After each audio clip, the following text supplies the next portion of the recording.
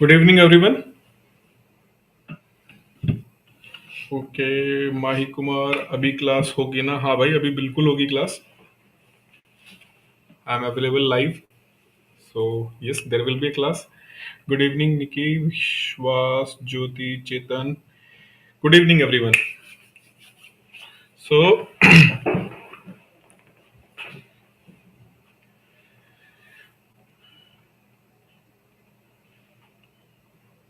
okay, just give me a second. I'll start.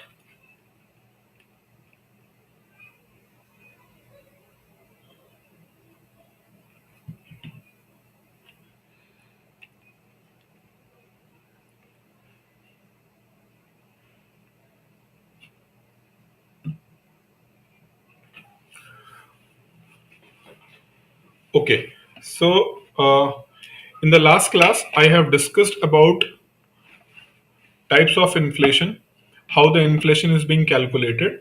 All these things I have discussed with you in detail, right? And in last class, we was means I have ended with this commitment कि I will discuss today the problem or the triangle between inflation, monetary policy,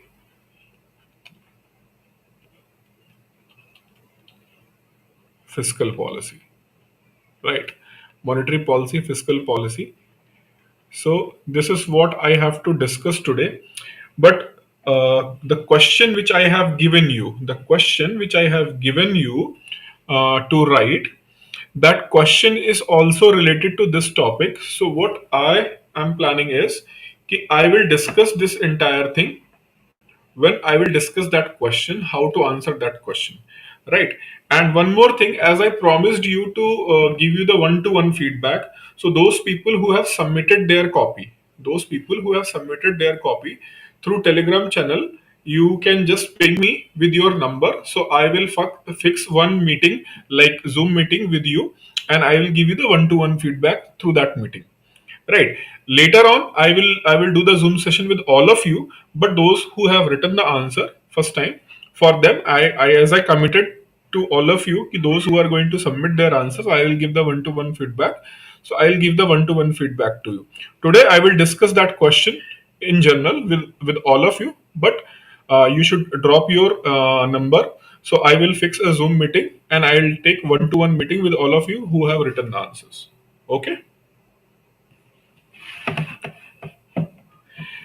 And later on, this one-to-one kind of the session, I'm also going to conduct means this one-to-one session I'm going to conduct with all of you once this phase one will be over and the descriptive will be more focused, right? So I will do those sessions. So don't worry ki if you have not written means you cannot have an opportunity to discuss one-to-one. Later on, I will do the one-to-one session with all of you. One-to-one session will be definitely going to be with all of you. But as of right now, it will be only with those students who have submitted their answers. Okay.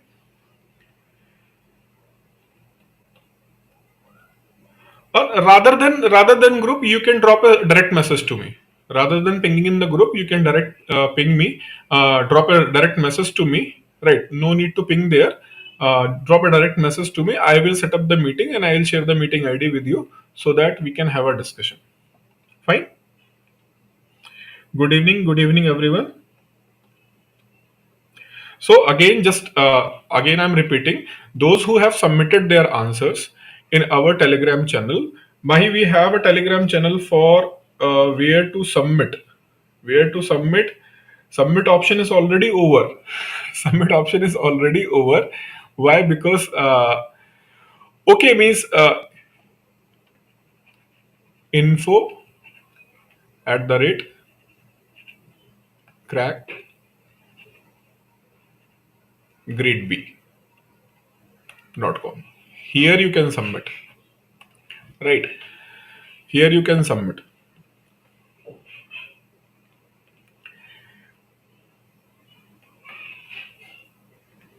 Mahi Kumar, most of the students here are the paid student. So I'm talking about their group.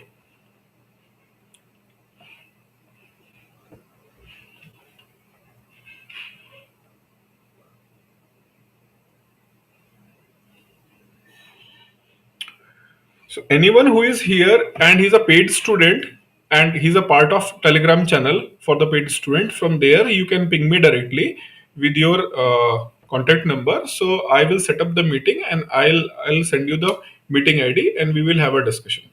Okay.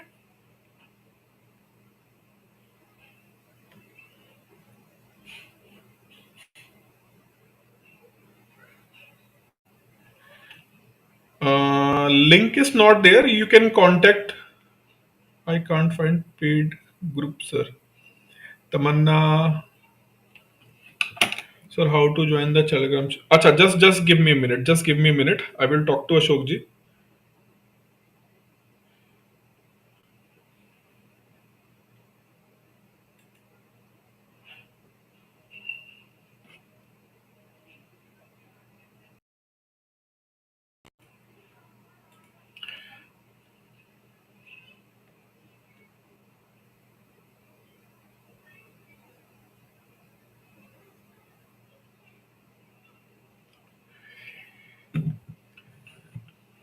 Uh,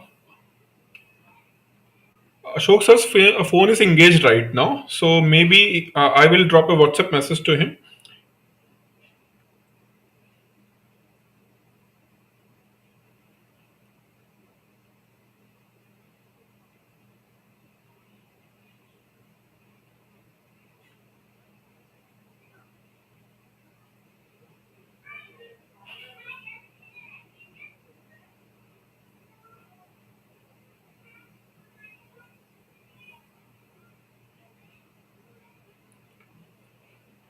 Hello.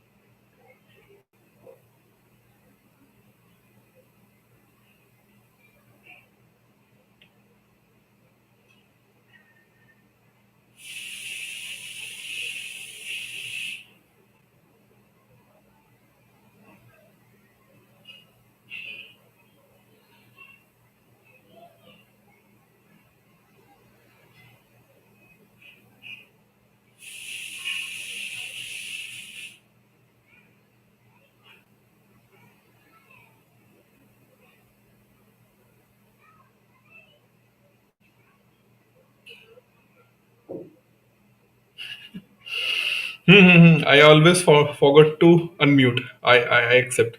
So what I said that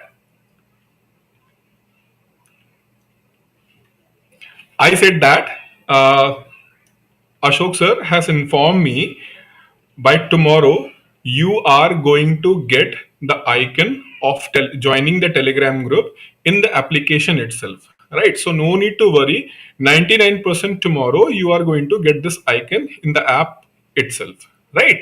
So you can join it from there. If in any case you are not able to join tomorrow, then definitely it is going to be by Sunday. It's definitely going to happen. He just informed me, right? So this is definitely going to happen. And Mahi Kumar इतनी कंजूसी मत करो, कर लो join. Right, it is definitely going to benefit you. Sir I can sir I cancelled my class to attend your class.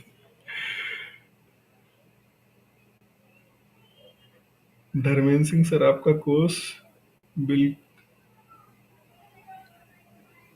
है क्या means bilingual? No Dharmendra Singh, this sorry Dharmendra, this course is in English medium only, right? Bilingual is not there, sorry.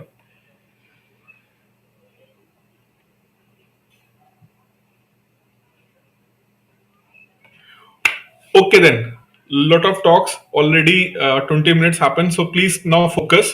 As I told you, okay, this part I will discuss. This part I will discuss when I will discuss the descriptive part today. And don't worry, you are bad, poor, or worst in the answer writing. Start writing. Until unless you will hesitate to start, you are not going to able to write a good answer. So the best technique or the best strategy or best plan or best mantra or kind of jadi booty, whatever you want to understand in whatever language, it's very simple. Only writing is going to improve. Until unless you are not going to write, you are not going to improve. This is what I just want to say. The rest of the thing I will discuss later. Now please focus what I told you. This part I am going to discuss in the descriptive part. So I am moving to the next topic, and that topic is it's a general topic. It's nothing like that very conceptual, but it is required to know in order to write an answer, in order to understand the nature of Indian economy and how the things are being implementing in different core sector like monetary policy sector or the financial market. All these core things to understand, we must know about economic history of India. So I'm going to take this topic. This is purely factual things, right? Maybe that can be asked in other exams also. So that factual information may be asked in other exams, and sometimes students are very worried about the schemes and all. So all these scheme basis I'm going to discuss in this discussion, right?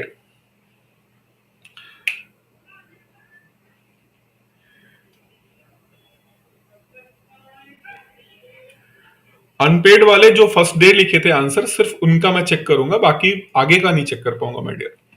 ठीक है, अभी those who are paid, I am not able to complete their copy. Honestly telling you, I have not able to complete those who are even paid as users, right? So for unpaid, I will, as I committed, I will check the first answer of everyone. I'll do that thing. So, when we talk about the economic history of India, right, in IBPS, and if you are appearing in other competitive exams like SSC exam and IBPS exam and any other exam where they are asking the GA, general awareness, they are asking, maybe there will be a question. Maybe there will be a question. However, from the point of view of RBI Grade B, RBI Grade B exam, RBI Grade B exam, it is a kind of topic which provide you the foundation. However, there is no substantive question from this part, but still it provide you the basic understanding, basic knowledge, and basic foundational basis to write an answer, and it helps in the descriptive part. So this is why I have chosen this topic to let you know, and you can clear your basic doubts about the history of Indian economy. So as we discuss about the history of any country, right? Whenever we will discuss the history of any country, more or less that is about the political or war history of that country, especially when we study the history in India. For example, the history books of India, you will hardly find the economic history part, right? It is dominated by only the political things happened in the past. Whereas if you will study the history of Japan, or you will study the history of US or any other European countries, in their history book they will give the substantive focus on the economic part also. But unfortunately, in our curriculum, we do not find the substantive focus on the economic part. Whatsoever the reason, we don't want to go that reason, but this is the fact, right? Now, we have to understand history. So first, I will take before 1947. So before 1947, we found some good work, but that was fragmented work about the Indian economy. Even the great Karl Marx, he also analyzed the nature of Indian economy, right? He also analyzed the nature of Indian economy, right? But his perception was completely based on the Marxist perspective, and we need not to go in such detail, right? We need not to go in such detail. However, before in 1947, means before independence, we whenever we study the Indian economy, we study from the British era, right? Even we can go to the Mughal era also, but that is not required for your exam. Anyone who has an economic optional, or they are writing the exam for Indian economic services, for them they need to study those things. But for us, just we need a glimpse, and for that glimpse I can give you the idea which was given by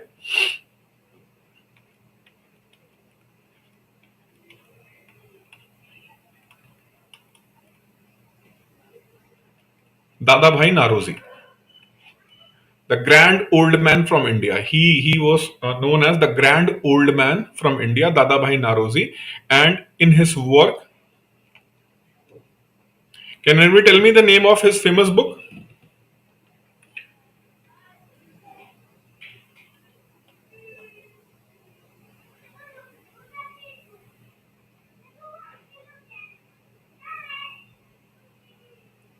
Sir, one doubt at present. I'm reading Business Standard every day, but running bit out of time. So can daily newspaper reading can be skipped? You should be little bit what? You should be little bit selective. You should be little bit selective while reading the Business Standard kind of the paper. I will take this question at the end of the session. So Shashwat, do one thing at the end of the session. Just remind me about this thing. I will let you know, whosoever is the reading the newspaper and they are facing this difficulty, it is taking too much time. I'll let you know what areas you can skip, and you can how you can finish the newspaper within maximum 1.5 hour. That's it. Maximum 1 hour is required, not more than that, and you can do it easily. The what area you have to skip, I will let you know.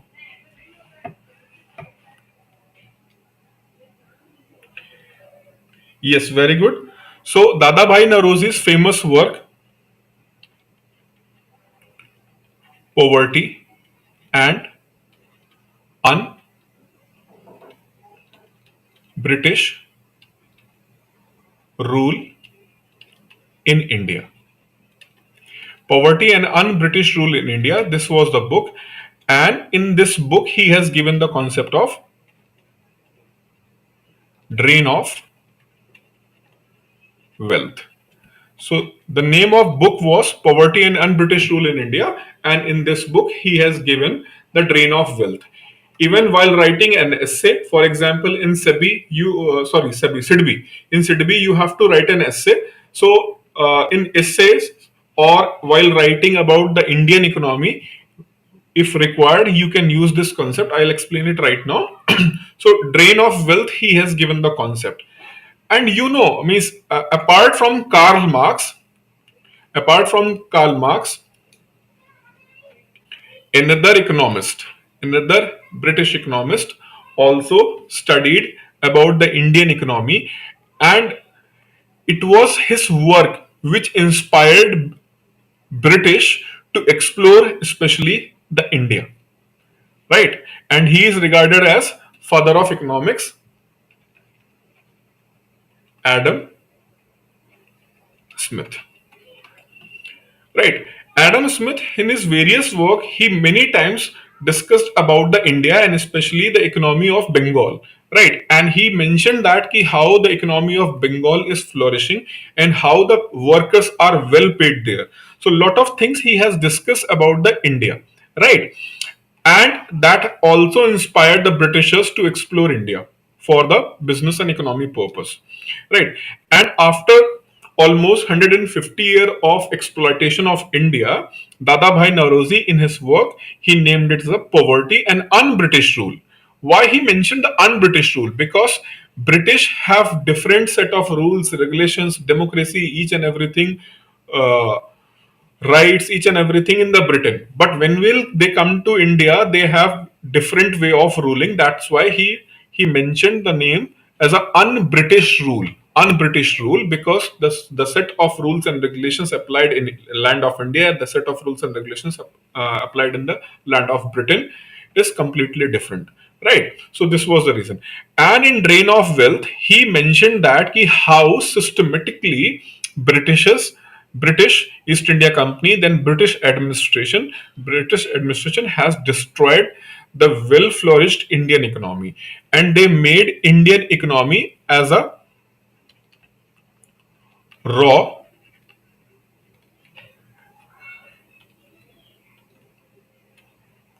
material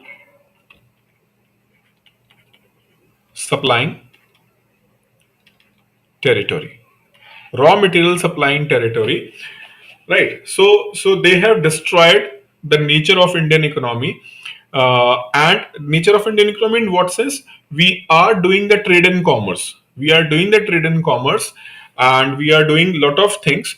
But when the industrial revolution was started in Europe, when the industrial revolution was started there, then they need lot of raw material and they want their companies to be remain there.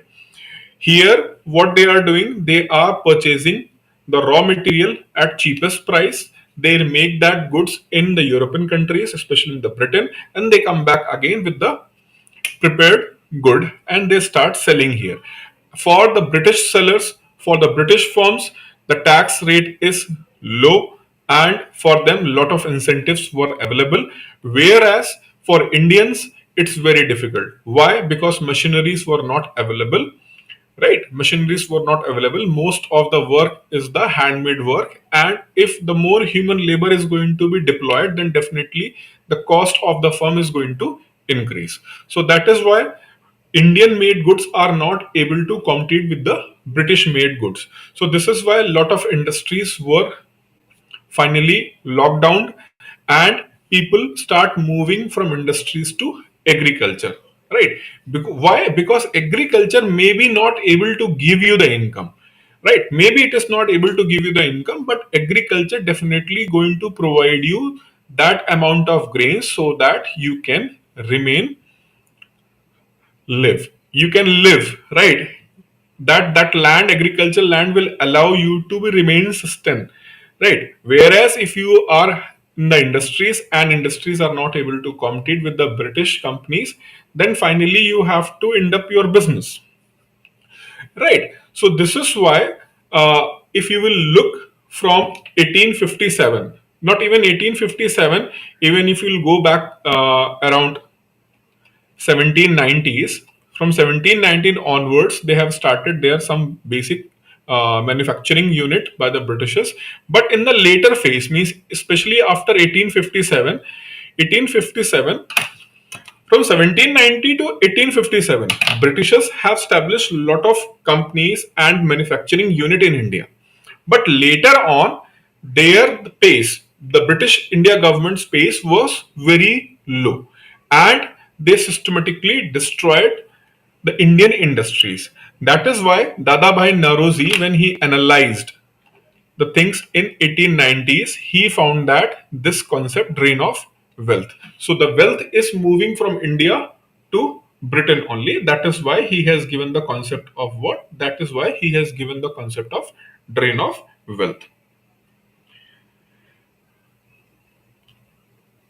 Shashwat, if possible, full-time management you guide, sir, and at the end of today's session, I take 45 minutes to 1 hour on newspaper, running out of time. Okay, okay. Manan Singhani, good evening.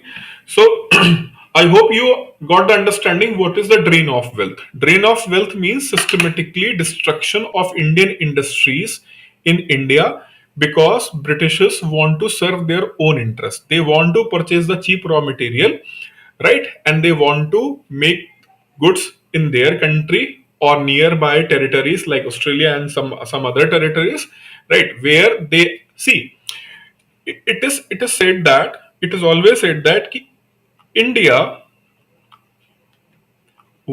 is or India was former British colony, former British colony, right?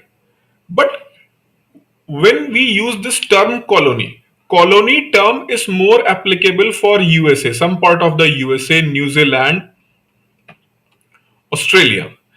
They are typical colonies. India, just in structure, was a colony, but India is not a typical colony. What colony means? From UK, people went to where? People went to the Australia, right? People went to the Australia, and some Britishers or Europeans they went for permanent settlement there, right? So what Australians you are saying today, they are not actually the original Australians, right? They are those Europeans who settled there. So when we say the word colony means we have a permanent settlement there. But in India, except few areas, and even those areas not habitated by the Britishers, like Goa and Puducherry, right? These areas are being habitated by the urban other European descendant, right? But you will not find the British population in India, right? British origin population in India. So they came here to do the business only. Whereas in Australia, some part of the major part of the USA, right, some part of the South Africa, some major part of the Australia and New Zealand, all these countries are there where they settled permanently, right? Where they settled permanently. Fine. Canada, they settled permanently. But in India, you was not settled here. You came here only for the purpose of what? Exploitation and business profits, right? So that is why if you will compare Australia, if you will compare Canada and India, right? So you will find the constitutional structure more or less similar, not same but similar constitutional structure. But if you will see how Britishers were settled, number one, how they have focused on the industries in these three countries, Canada, India, and Australia. So, if you will compare all these three countries, you will find that in India they have established only those industries which is required to run their administration effectively and which are very essential in nature. For example, the development of railways. Development of railways was only for the purpose, two purpose. One is the swift deployment of the armed forces from one area to another area, the strategic purpose, and the swift deployment of the raw material from the rural India to the ports, rural India to the ports. So this was the only reason. Railway was not developed in India for the purpose of the catering of the requirement of the common people. Whereas if you will see the Canada and you will see the Australia, there the railway was not only developed for these two purposes, railway was also having this purpose for the better development of the region. Why? Because Britishers were settled there, right? So this is why when India got the freedom, right, from the British rule, or you can say Australians and Canadians, they got the ability to self rule themselves, right? India got the power to self rule themselves, what we call as an independence. Canada also, though Canada and Australia, they still recognize British Queen as a constitutional monarch, right? but they have their own government, their own system. They just consider British monarch as their monarch. So if you will compare these three countries, Canada, India, and Australia, you will find that whenever at a point of time of history when they got this ability to self rule, and at that point, if you will compare the infrastructure, the state of economy, you will find that India was at lowest point where there was no basic industries, right? Only those industries which is required for the Britishers. So that is why when India got the freedom in 1947, our situation was very poor. Our situation was very poor, and it was like that we do not have this ability to have a capitalist economy. We do not have this ability to adopt this model, capitalist economy. Why? Because capitalist kind of the economy need some basic industries should be there, infrastructure should be proper, and there should be the good demand in the market. However, the way Britishers have exploited India and through the drain of wealth, the market was already destroyed. 90% population was under the poverty, right? So 90% poverty means, if I will talk in terms of Lorentz curve, in terms of Lorentz curve, if I will explain the India's position in terms of Lorentz curve, I hope you remember the Lorentz curve.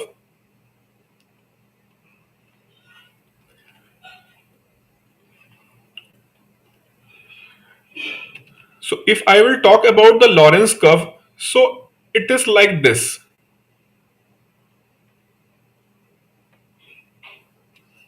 Lorentz curve means 90% population.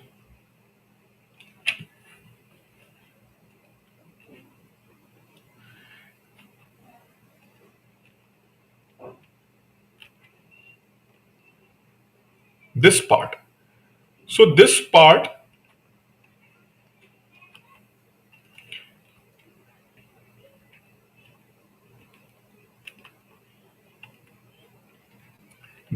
of the population, this part of the population which is 90%, it is having only 10 to 12% of the total income, whereas 10% population was having about 90%. So situation was very kind of disturbing situation in India, and it was absolutely not possible to have a capitalist economy of the, a kind of capitalist economy. We cannot adopt it, right? And another reason, if you will see the Russian Revolution, post Russian Revolution,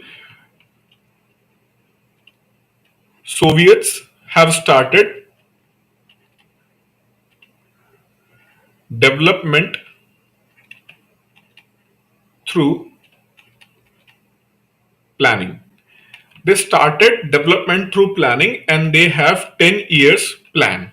So they started this 10-year plan, and from 1930s to 1940s, right? Even from 1920s to 30s and 30s to 40s. In these 20 years, Soviet Union was remarkably able not only just remove the poverty and unemployment, but they are able to produce and manufacture better goods.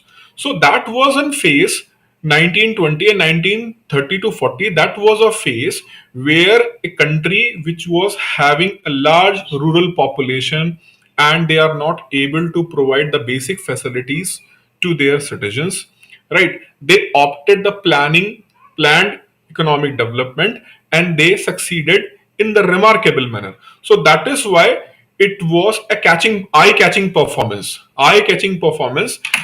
And Indian leaders like Nehru, Subhash Chandra Bose, they are very attracted towards the great economic development they have seen in the Soviet Union. So since 1940s,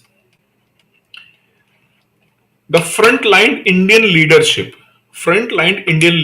was already having this idea in their mind कि whenever we will get this opportunity to run our country, we will also adopt the planned economic development in India. Right. So those people who criticize today ki why India has not opted the capitalist model of economy, you can see since 1992. Since 1992, what remarkable growth India has seen. If we have opted this model in 1947, then India today is on top. No, India is not on top. India may be like what is happening in Argentina, what is happening in other countries who are facing the financial crisis. India will be on the remain same position, right? So sitting here in 2022, you do not know what was the situation in 1947, and if you don't know what was the situation in 1947, keep shut your mouth. Do not try to do the analysis. First, know the facts, then do the analysis.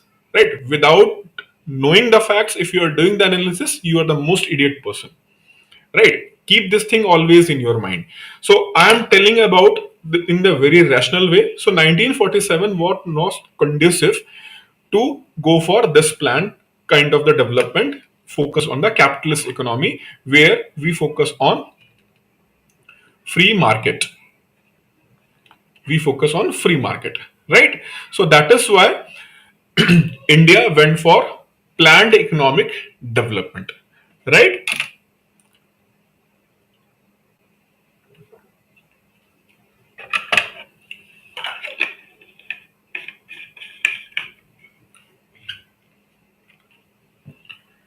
My Telegram ID, I tell you very honestly, yaar, I do use Telegram in very limited manner, right? I am habitual of WhatsApp. I use the Telegram in very limited sense. If I will find how to find, I'll do it in the end. In the end, I'll share that it. But right now, please focus on the lecture. At the end of the lecture, remind me and tell me also how I can find the Telegram ID. I'll share with you. But right now, please focus on this lecture. So I hope you understand why India has opted planned economic development from 1947. So I have given you the basic foundation of why India has opted the planned economic development. Is it clear?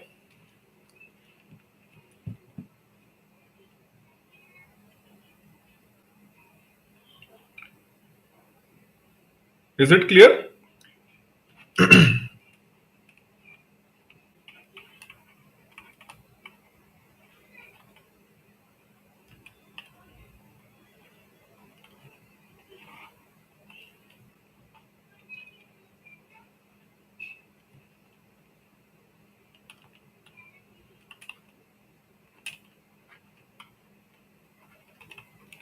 Post independence economic history of India. So in the post independence, we divide the Indian economic history in two parts from 1947 to 1990, and then from 1990 till then 2022. So first we will focus on this part, then we will come to this part, right? And in this part, I am going to explain this part with planning in India, because the entire economy was based on planning. Though here till then 2016-17 planning was there, right? From 2012 to 2017 there was a last 12th 5-year plan was there, though there was a planning, but the way of doing the planning and all was remarkably shifted from 1992 onwards. So that is why this phase will be discussed basically based on planning in India. Then, while discussing here, means from the 8th, 7th plan and 8th plan, I will also tell you ki how the LPG reforms have changed the planning, right? How the LPG reforms have impacted the planning in India, and the next generation leaders have decided to do away with the planning, move away from the planning, right? So the next generation leaders, like this present government, right? Again, I'm telling you, please be apolitical if you want to understand. If you will have a pre notion of the political notion in your mind, right? So then you are not able to understand the economy, right? So whatever the emotions do you have with the particular political party, kindly put it on hold till then this lecture is going to be over. Then again you can put it. But if you want to understand economy in the proper sense, right? So I'm not going to use the political party, but I'm going to use the term Indian leadership, right? Indian leadership. And I tell you honestly, it doesn't matter whosoever is in the government from this point, right? Whosoever is going to be in the government from this point, there is not going to be the radical change in the way how we are planning at economic level. There is no change in the Indian foreign policy, right? There is no remarkable change or radical change is going to happen in the country's policy. Maybe the leadership is going to be changed over the time, right? Leadership is going to be changed, but generally there is no radical change in the way of thinking. If we are powerful, we are able to assert. If we are weak, then we are not able to assert, right? Iraq invaded Kuwait. Iraq invaded Kuwait in 1990, and 27 nations have attacked on the Iraq, right? In 2022, Russia invaded the Ukraine, and those 27 countries plus US. Thus, what they are doing, they are just doing the keyboard warriors kind of the thing. They are not able to confront Russia openly because they know that what kind of the military response will come against them, right? So this is what you are able to assert your rights, you are able to assert your power, you are able to assert your influence. That is going to be determined by what? Your economic power. So your economic power will allow you to spend the money. For example,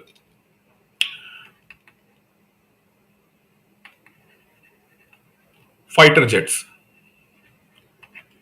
and engine. Fighter jet engine is a very crucial technology, right? And very few handful nations have mastered this technology: US, Russia, France, Britain, right? These four countries. Okay, these four countries have mastered this technology. Chinese has started putting the money and effort. Once their economy start progressing, they start putting the money on the development of the fighter jet engine, and especially hot engine technology, where the afterburners are being used and the full fuel is used to cruise the plane even above the speed of sound, even twice speed of the sound, that is Mach 2, right? So they started developing. They failed, they failed.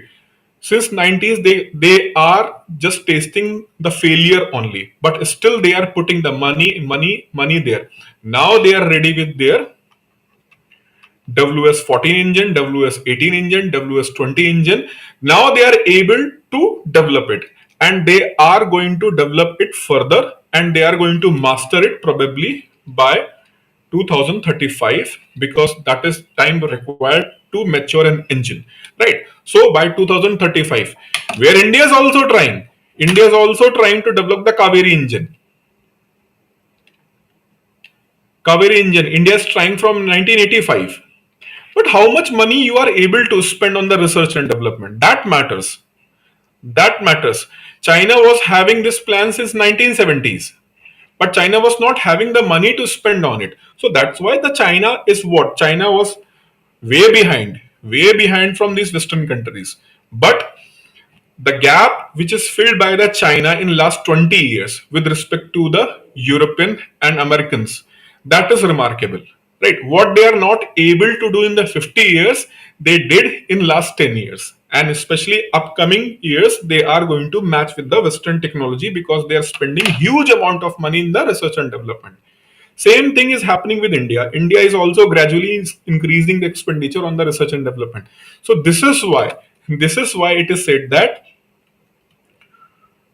to reach the moon is not a matter of physics, but economics. Right? It's a matter of what? Economics. How your economic planning is in your country. If you have focused on the development, research and development, you have put lot of money, right? Lot of money there, then definitely you are able to succeed. Some countries are very rich, like Saudi Arabia and all the Gulf countries are very rich. But how much money they are spending on the research and development? Very limited amount of the money. But see the Britishes, see the Europeans, see the Japanese, they're spending huge amount of money. Right? India is still not able to spend 5% of its GDP on education. 5% of GDP on the education. Japanese have started spending with target from 1819, 10% of their GDP on the education. And especially focused on what? Research and development. So after US, if you will see who has put the most number of patent, that is Japanese. A country, resourceless country. They do not have any resource, any natural resource they do have, right? Except the torrential rivers. So it's economic planning, how you are planning your economic development, that matters a lot, right? So this is why our leaders in 1947 they have decided that we will also go for a planned economic development of our country, right?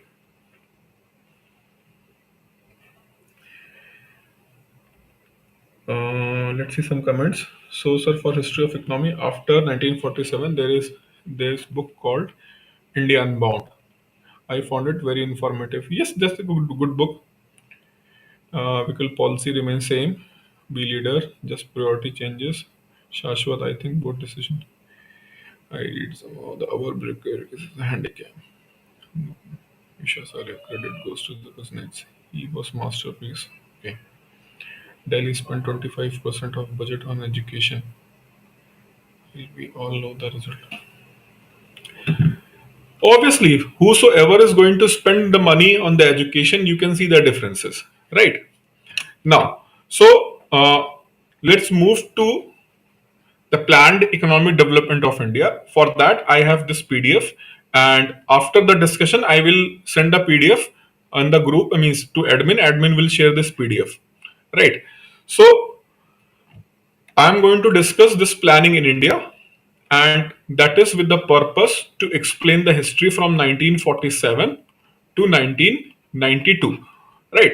1990 or 1992, though the planning will remain going to be continued till then 2017, but you are going to understand this thing. So, whenever we have to define what is planning, it is systematic formulation and execution of steps to achieve desired predetermined goals of economic development is defined as planning. That means blah blah blah and blah blah blah and blah blah blah. Because nobody is going to ask you the definition of planning, but still, if you want to have the definition of planning, it is systematic formulation and execution of steps to achieve desired predetermined goals of economic development, right? So you want to develop your country, right? And for that you are going to make a set of goals, right? And that set of goals are properly systematically designed and executed, then we call that as a planned economic development. I hope this definition is little bit clear, and once we will go further, you are able to get the idea of the planning. Means if you will have this idea of the planning, that's fine. If you are not able to recall the definition, it's not a big issue, big deal or big issue.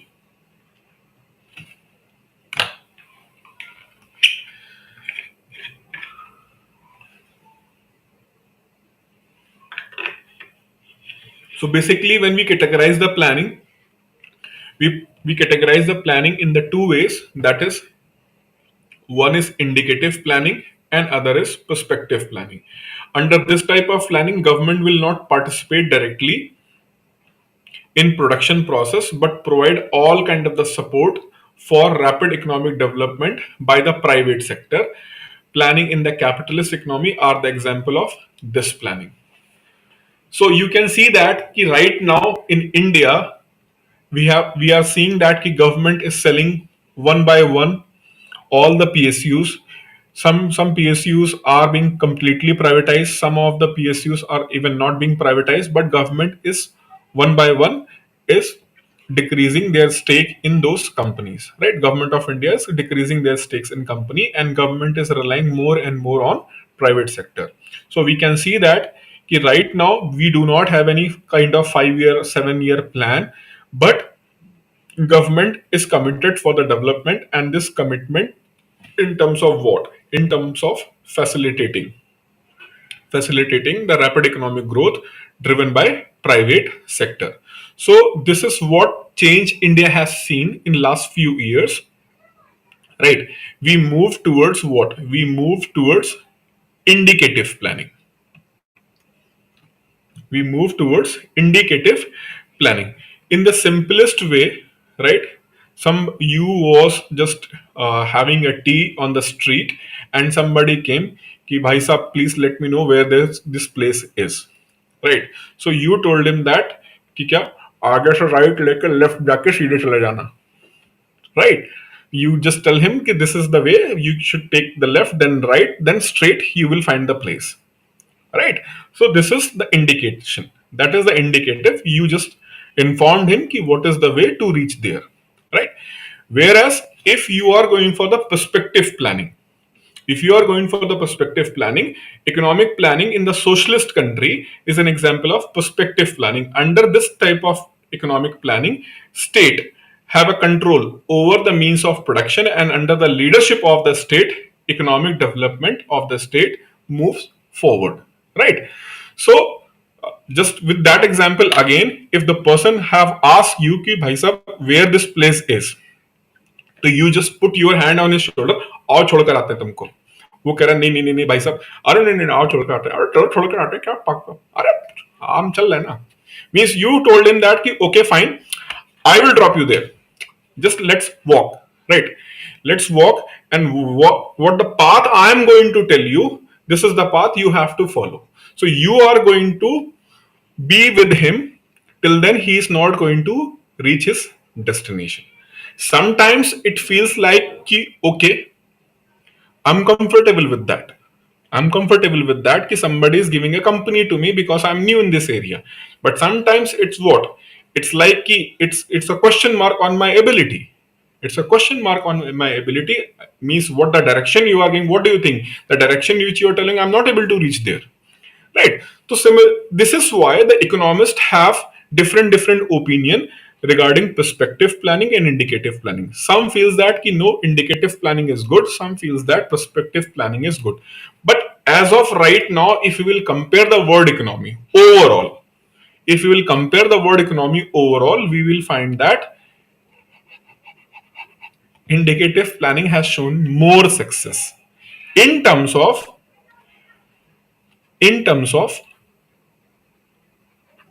growth, right? But certainly not in terms of inclusive development and better distribution of wealth, right? So yes, indicative planning plans all over the world, they are good with the growth.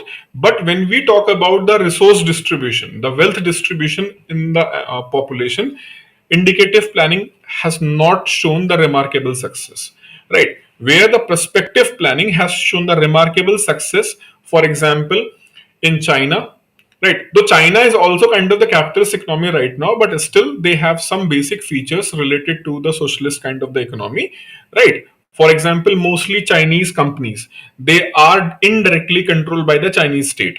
Though there are private individuals who control those companies, but ultimately they are in the hand of Chinese government, right? But openly they are not claiming it, but anyhow, if you will see deeply and properly, you will find that the company, the founder of that company, he is related to the Chinese Communist Party of China, directly or indirectly. Right? Maybe the owner of the company, the individual owner of the company is a private person, but the entire board members are from the Chinese Communist Party. So he is just a founder. He do not have a operational capacity to take any main decisions. That is decision taken by the company board, and that company board is placed by the Chinese Communist Party. So if you will see the growth of China, you will see the growth of India, right? So if you will compare who was able to alleviate the poverty and unemployment in the better manner, it is China rather than India. So when we talk about the inclusive development and distribution of wealth, it is perspective planning, but in terms of growth, it is indicative planning, right?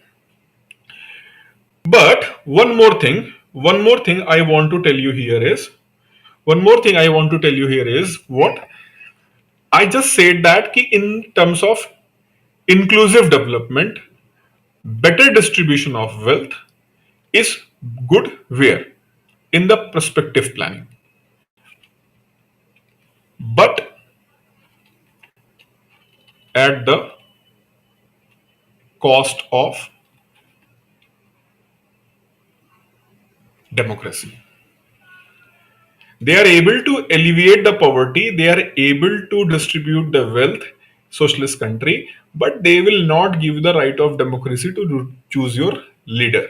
They will not give you the right to speak, right, freely, freedom of speech. Such kind of the rights are not available, right?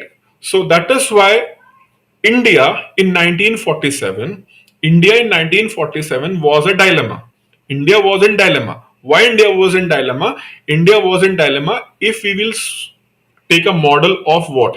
If we will take a model of Soviet kind of the model, we must have to sacrifice the democracy and should be one party rule. And they are going to dictate and determine each and everything.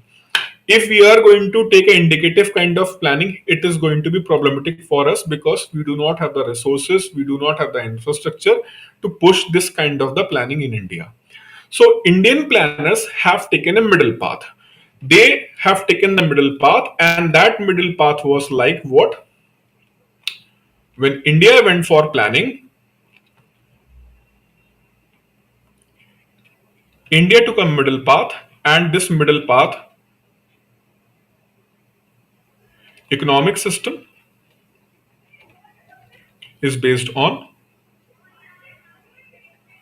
socialist model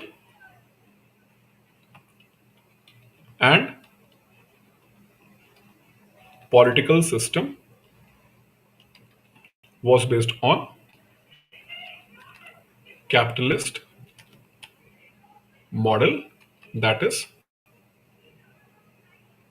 democratic model, right? So we opted the constitution, we went for the general election 1952. So our political system was what? The political system was kind of democratic, whereas the economic system was what? The economic system was based on Soviet model. And India was one of the few country to opt this model, right? For example, Pakistan also opted the same kind of the model of the development. Same kind of the model of the development opted. Not only India, many African countries, some South American countries, right? They have opted this kind of the model.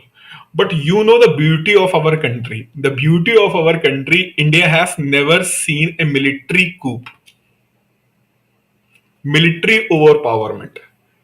When in 1975 emergency was put forward by the then Prime Minister Indira Gandhi, people of India rejected her in 1977 after the emergency. So this countryman, this people of India have always interested in the value of democracy, right? So India is the only country in the world who opted such kind of the system, and India was able to survive with their democratic values. Even the country like Singapore, Malaysia, all these countries at a point of time. Recently, a controversy made by the Singaporean Prime Minister, he referred few things about Nehru, right? But if Singapore have to look back at history, they was under the dictatorship. Today they are talking about the democracy, but at a point of time they was also under the dictatorship. So before pointing finger to anyone else, you should look back to yourself, right?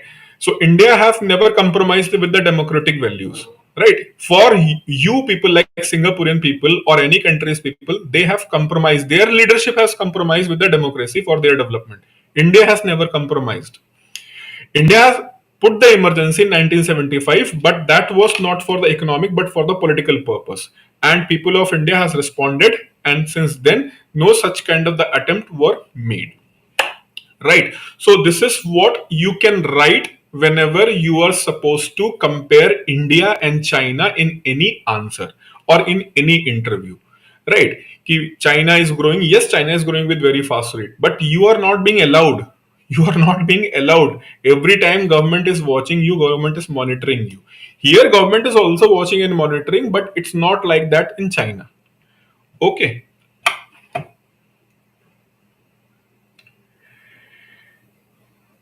आपके पास democracy है इसलिए आपको लग रहा है कि ऐसे democracy का क्या करना है। जिनके पास नहीं है ना, उनसे जब आप पूछेंगे तब आपको समझ में आएगा कि ऐसे डेमोक्रेसी का क्या करना है। ठीक है, anyhow I told you in the beginning also, I am not going to comment and I'm not going to respond any kind of the political answer, right? If you want, please leave the session and focus on only what the thing I'm teaching here. I refer the democracy, I refer this thing because they do ask in the exam, right? They are not going to ask you in the exam कि ऐसे democracy का क्या करना है, right? They are going to ask compare the Indian and Chinese model. This kind of the question they are going to ask, this kind of the model they are going to even ask in the interview. If there is any comparative report will be surfaced at that point of time, right? From UPSC, from RBI, any interview which is for the class 1 officer kind of the job, even grade B officer kind of the job, they are going to ask you this question in the interview if any kind of the comparative report will be surfaced at the point of your interview, right? So this is why I'm telling you about this model and its development. Whether you want to take it or leave it, that for that I'm not concerned, but my duty is to let you know. That's why I'm telling you. Fine.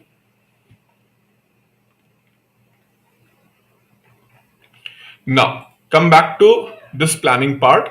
So now come to this some facts related to planning in India.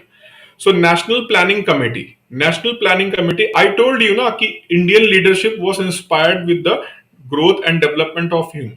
Indian leadership was highly attracted towards the development happened in the Soviet Union, right? But at the same time, they are very firm कि we will opt the democratic model only. So Indian Planning Committee was established by Indian National Congress in 1938. In 1938, Indian National Congress was concerned about the country's economic development. So to study this model, they have established National Planning Committee.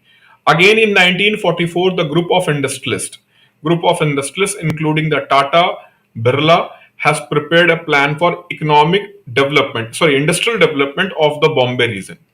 Right. So how the Bombay region, because Bombay was a state, right? There was a Bombay state. So for Bombay state, these are the leading economists. So they have made a plan ki how we can go for better industrial development of that region, and it is known as what? Bombay Plan. So Bombay Plan came in which year? 1944. And why it is known as Bombay Plan? Because it was planned to develop the Bombay region's industries under the leadership of Tata and Birla. Right. Another fact, Gandhian leader Sri Manna Rayan. See, Manna Rayan proposed the development strategy based on Gandhian model of bottom to top approach. Gandhian model of bottom to top approach. Right. What is bottom to top approach in the decision making? Right now, what is happening in the country? That is you can understand through this pyramidal structure. Here we have topmost leadership, right? Central government, then state government, then local government, right? There are three kind of the government. Then people of India. These people of India, certain time of election, local elections, state election, and government of means for parliamentary election. So these things will happen. So the leadership at the top, they are giving the orders, they are making the plans, and it is being executed by state and lower level of the government. However, the Gandhian model is like this. Is like this, or better, otherwise you will be get confused. You will be get confused. So better make the same triangle. Gandhi talked about village republic. What do you mean by the village republic? Suppose that this is a small village, right? So the village people will come up with the plan ki what is required, what are the things which is required for the development of their village A. Similarly, this is the village B, village C, right? Village D, and these four villages are going to make, suppose that with these four villages we are going to have a district.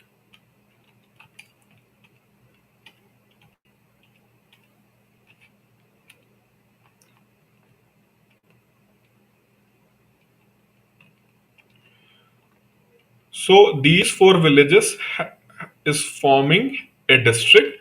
So every village is going to prepare their plan of the development, and then they give this plan to the district management, and from district, similarly, so one district, another district, another district, another district. So in this way, every district is going to prepare a plan, right? And then it is going to be at pan India level.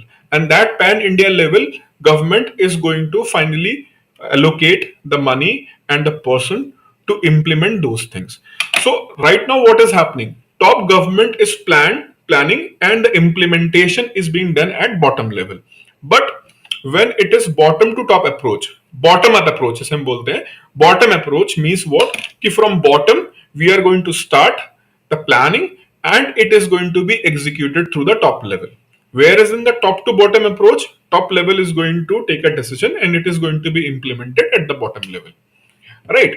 So it is better model, it is considered as a better model, but unfortunately power is going to be out of your hand. So that is why this kind of the model is not being implemented. I like to give you the example of Switzerland, right?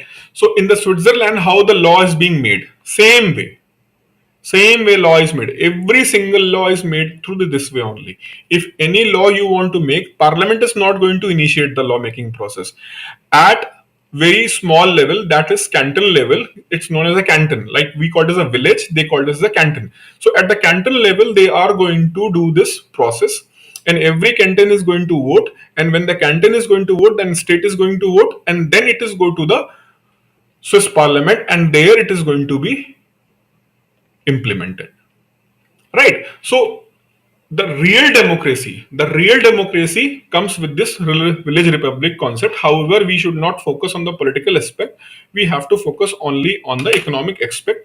So what we do understand from the Gandhian way of doing the planning is this, right?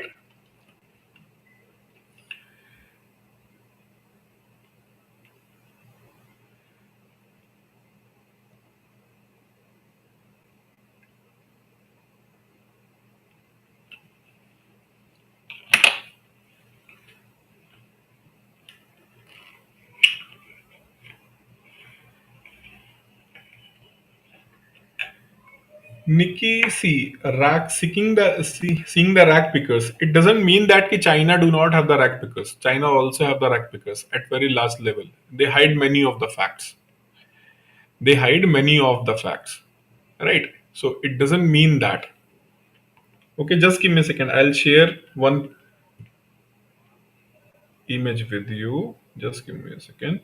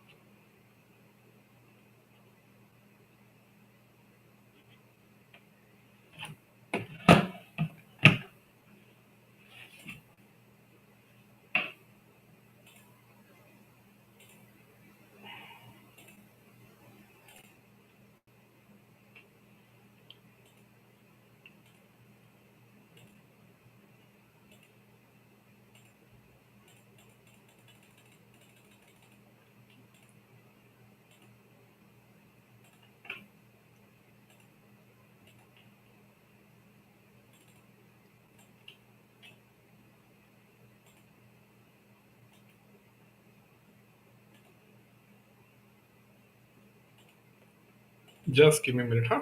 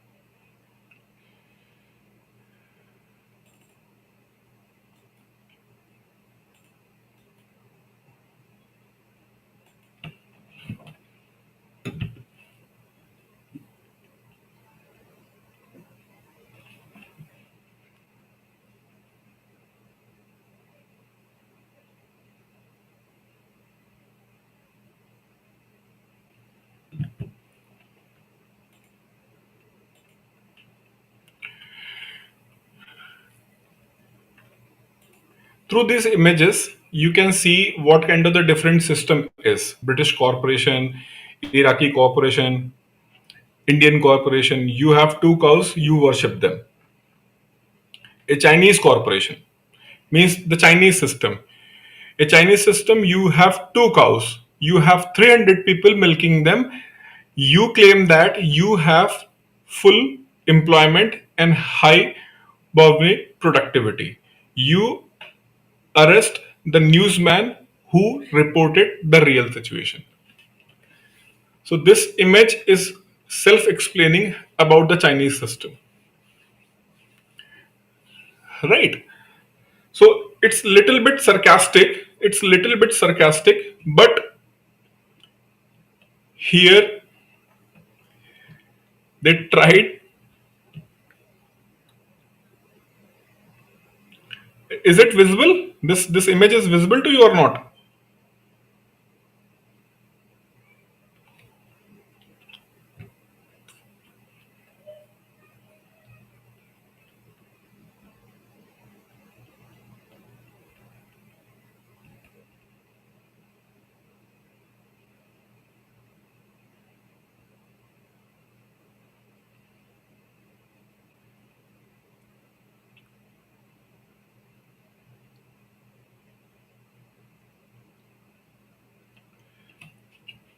So this is this is what explains. See, they have not spared anyone. An American corporation. You have two cows, you sell one and force the others to produce the milk for four cows. Right? Later, you hire a consultant, analyze why the cow has died.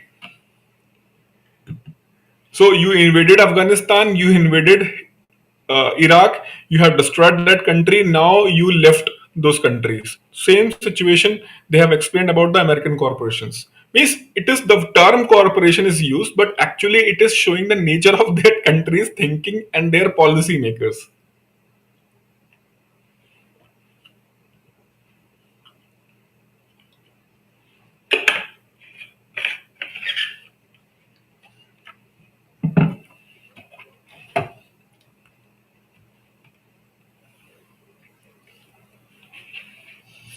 Okay, I will share the PDF in the group. I will share this PDF in the group, right? So that is kind of the eye opening about the system. That was the remarkably done in this PDF. I will share that PDF.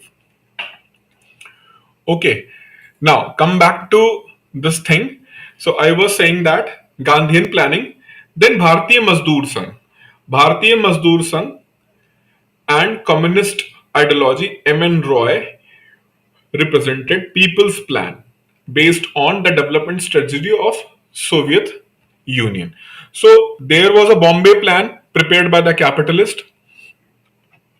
There was a Gandhian Plan prepared by the Gandhian strategy, and M.N. Roy, he was in the support of what? He was in the support of kind of Soviet kind of the planning. Means he just not want the Soviet planning, means economic planning, but he want to implement the Soviet planning, means political system also. His argument was until unless there is a communist government in the India, you are not able to implement this kind of the planning. So that is why he has given his own plan known as People's Plan, and in that plan, he basically advised the political system and the economic system must be in the synchronization, means both system must have that kind of the thing. Then again, JP, not JP of Mirzapur. JP means Jayaprakash Narayan, one of the greatest leader from modern India, right? Jayaprakash Narayan, mass leader, and he represented the Sarvodaya plan. Sarvodaya plan means he just want everyone should participate, not only village. It should be there should be the participation of each and every people. Doesn't matter whether they are from the village or they are from urban area. Everyone should get their due because this country as a whole have participated in this the movement, right? It is not the movement of just one party or one leader. It is a mass movement where the people with wholeheartedly have participated. So everyone is having their due, and for that everyone should go for what? Everyone should go for this thing, right? So this is why he want a kind of plan where everybody can be involved, known as Sarvodaya plan. Finally, after the independence, Planning Commission was established, and it was established on 15th of March 1950 on the recommendation of Advisory Planning Committee headed by KC Nigoi. These facts I don't I mean it's not possible. I mean it is not going to be asked in the exam, but because we have to follow the flow, that's why I'm quickly just giving you an idea.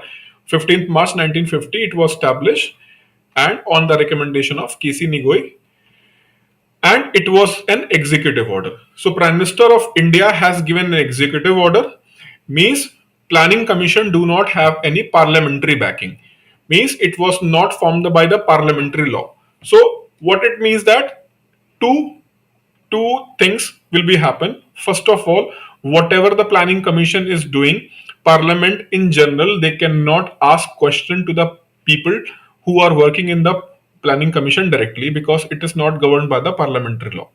Right. Second thing, they're answerable only to executive. Right. So less number of in means, if I'll say ki, how you are able to take an effective decision. So for example, SEBI is a statutory body. So SEBI is a statutory body. SEBI can take decisions on its own without under the influence of who? Without under the influence of the government. Maybe they are sometimes influenced by the yogi kind of the people. What the recent controversy we have seen there, right? There was a yogi, and ultimately it was found that he was a former employee of the same organization, right? But still, means government is not able to pressurize the SEBI. Fine. So if you are an executive body, you are completely dependent upon the government, because government can change the nature, function, even destroy, abolish. Niti Aayog was established by the abolishing the Planning Commission, because it was an executive body. So that can be done with the change of the government. Maybe if other government will came to the power, Niti Aayog also going to be disbanded, and then Planning Commission will be resurfaced again. Quite possible, right? So executive body, right? So it is an executive body headed by the Prime Minister. Like Niti Aayog is also headed by the Prime Minister, an ex officio chairman that is known as a vice chairman of the Niti Aayog. Here it was ex officio chairman. Ex officio chairman is a Prime Minister, whereas there is a deputy chairman. Deputy chairman look over the functioning, whereas the Prime Minister is a kind of top head.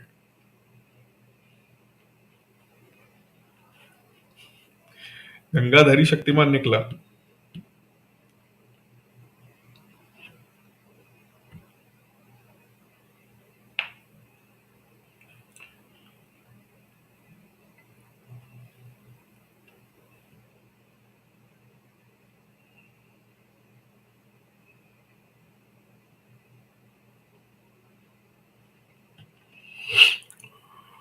Okay, so this was the year 1950 when the Planning Commission was established. But when the Planning Commission was established, it was criticized because it was only a central body where states do not have any representation. And for that, Nehru was properly criticized in the parliament, and Nehru accepted this criticism. That is why in 1952, NDC, National Development Council, came into the picture on 6th of August 1952 as an apex body to take the decisions on the 5-year plan. Before NDC, National Development Council, before NDC, it was Planning Commission which was preparing and executing the plan. But now, with the advent of NDC, Planning Commission is going to draft the plan. The plan will be drafted by the Planning Commission, and it will be sent to the National Development Council. And it is National Development Council which is going to okay this plan for the implementation. If there will be any discrepancy or issues was there, then NDC is going to ask to make the changes, and Planning Commission will redraft and send it again. Means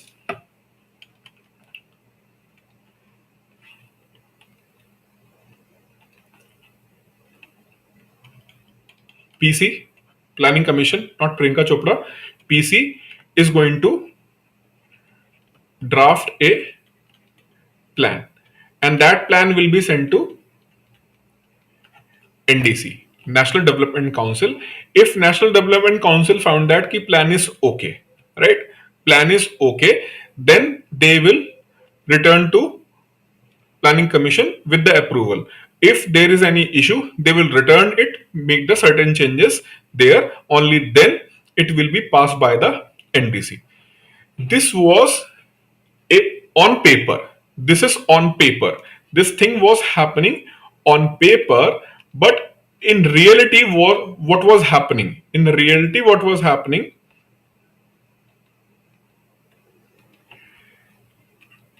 because planning commission have to send approval of NDC. And what is NDC? NDC is comprised of what?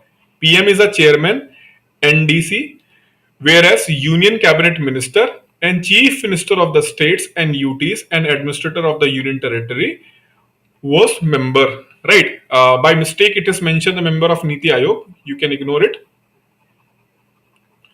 Right. So, Union Cabinet Ministers, Prime Minister, and all Chief Minister of the state are members of the NDC. So in NDC, states have a majority, right? State Chief Ministers have a majority, where center is represented by PM and Union Cabinet Minister, whereas other are seam of the states. So there is a huge number of people, means part of this organization, who are the chief minister. So planning commission, in order to convince the NDC,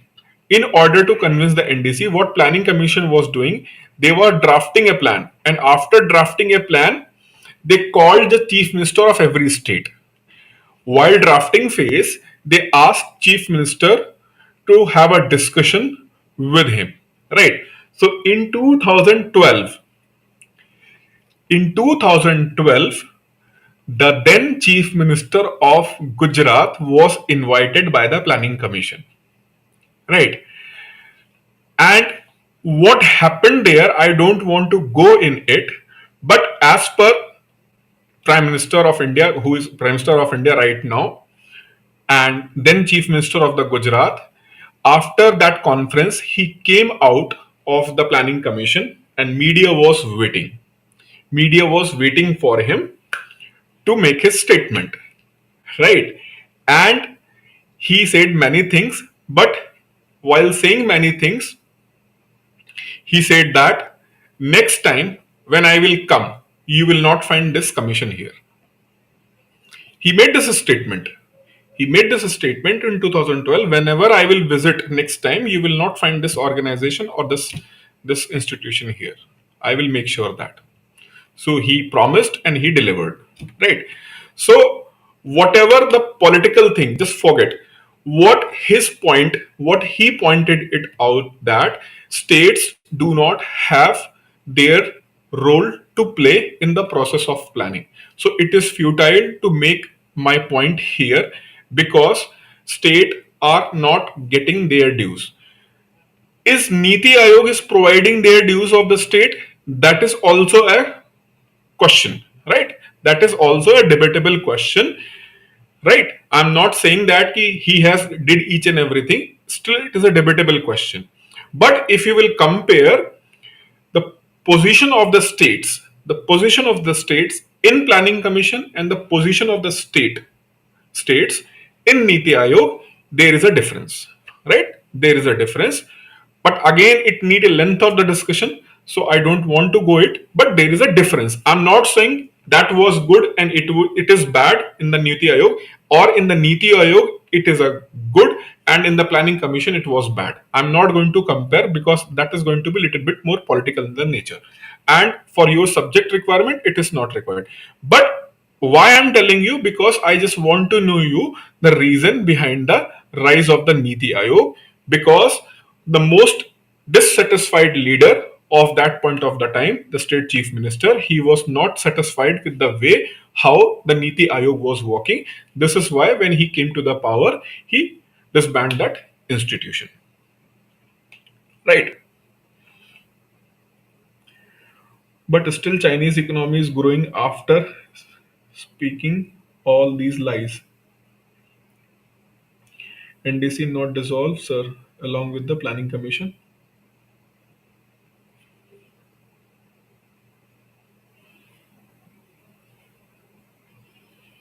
So NDC was incorporated as a Team India. The role was changed as a Team India, right? So that was NDC. Now it is a Team India, right? And under the Team India, state have this. It is a draft going to be given by the state. The draft will be provided by the state. Earlier, planning commission was providing the draft to them. Now state have to provide the draft, and for that, Niti Aayog is going to arrange the resources. right? And that is why Niti Aayog has started various indexing on the various performance platform, ki which state is performing at what platform. So this practice is started by the Niti Aayog. During the planning commission, no such kind of the thing except one or two, right? So yes, there are a lot of differences is there, right? So like planning was changed as a Niti Aayog, it became the Team India. Sir, last year RBI asked 15th Finance Commission and discussed the relation with the state and center. Yes, I will come with the Finance Commission here in this discussion. Finance Commission will come and I will discuss the 15th Finance Commission. I will discuss here, but I have to move forward for that, right? So in this way, the planning was started, and the first 5 year plan was started in 1951 to 1956. This is the first 5 year plan. But as I promised, कि I will take 8 to 9:30, 8 to 9:30 class, and from 9:30 onwards I will take the descriptive session. Now it is almost 9:40. Today we have started a little bit late, so now just a 1 minute break, kind of break. I'm not going anywhere, I will be remain here. Just I want to switch from this mode to descriptive mode. Okay, so I am going to start the descriptive discussion within a minute. Okay, and this part I will carry forward discussion in next class, that is tomorrow at 8 a.m. Okay, so just give me a minute. I will drink a water and then I'll start.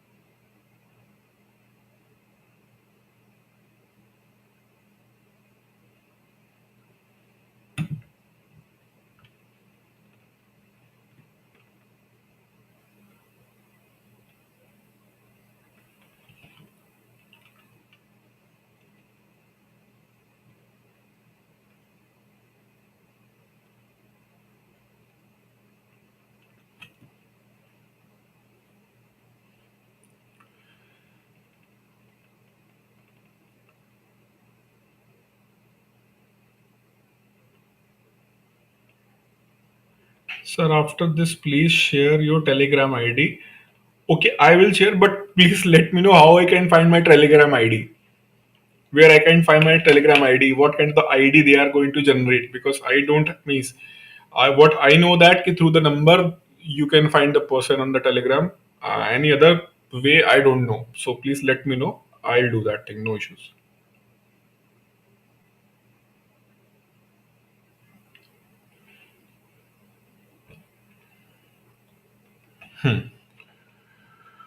Okay. Sorry.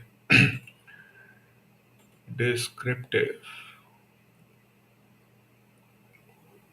What was the question? Question. Okay.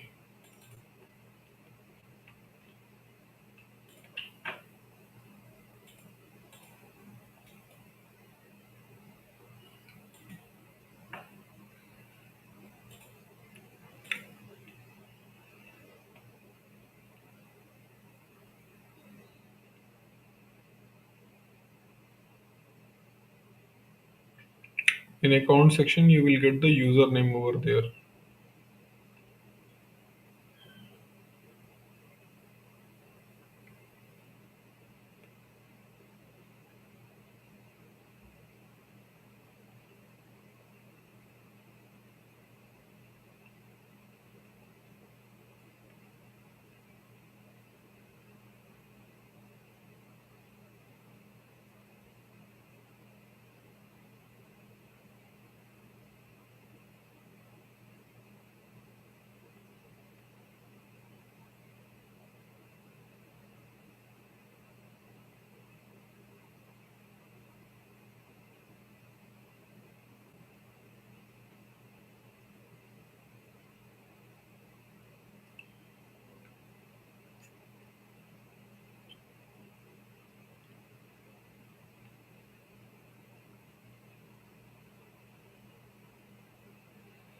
Sir, I did like to request you, if possible, can you start class in the morning in which you can discuss one or two editorials and help us to develop the analysis? Okay. Mm-hmm.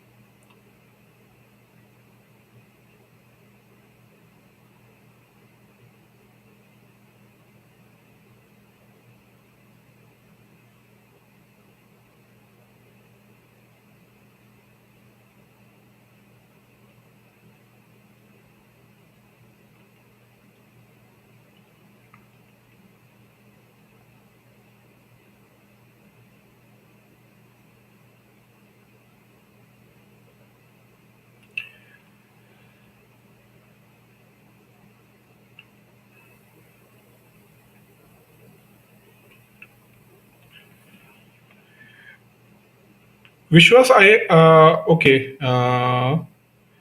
I have this thing in my mind, but taking the live session is not possible. Okay, I have this thing in the mind, and I have to figure it out whether I do have a time for that thing or not. If I'm going to make a commitment, but I'm not able to do, then all of the thing which I'm going to get is abuse only, right? So I will check if it is possible. I will do that thing. Even I love to do that thing, right? Newspaper analysis, all these things. I love to do that thing, but I have to find out the time, whether I'm having the time or not. So I'm taking this classes in the evening after working for entire day. I work from means I woke up generally around 5:30 in the morning, and I'll start my work. Then take a break, kind of the break from 8 to 10. Then again I start my work and work till then 6:30. Then again, from 8 to 10 or 9 to 11, I take the class. And after that, while taking a dinner, I watch few things, and then I read, then I sleep. So this is my daily routine. So I will try to find the possibility. If it is possible, I'll do that thing. Now, come to this question, which I have given you to write. Monetary policy is not a menace for India's long-term economic challenge. Right.